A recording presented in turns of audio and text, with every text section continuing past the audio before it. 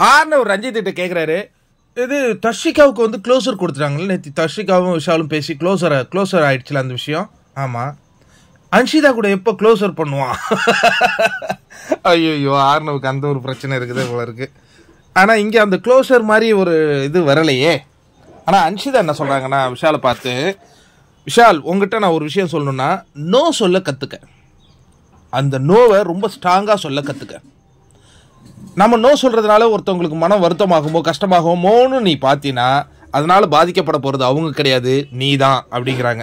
அவங்க எதை பற்றி சொல்கிறாங்க அப்படிங்கிறது நம்மளால் கண்டிப்பாக உணர முடிகிறது.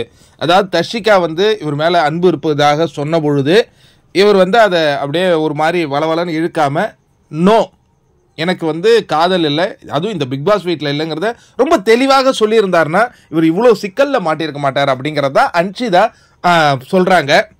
ஆனால் ஆர்னவ் உள்ளே இருந்துக்கிட்டு இவங்க 2 பேரும் எப்போ க்ளோசர் கொடுப்பாங்கன்னு காத்துக்கிட்டு இருக்காரு.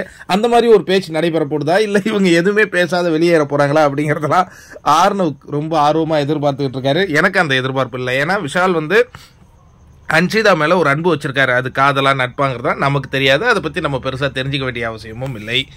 ஆனால் தர்ஷிகாவுக்கு அவர் சரியான முறையில் அதை முடிவுக்கு கொண்டு வரணும்னு நம்ம எதிர்பார்த்தோம். அதை நேற்று சிறப்பாக செஞ்சுருந்தாங்க. பாராட்டுக்கள்.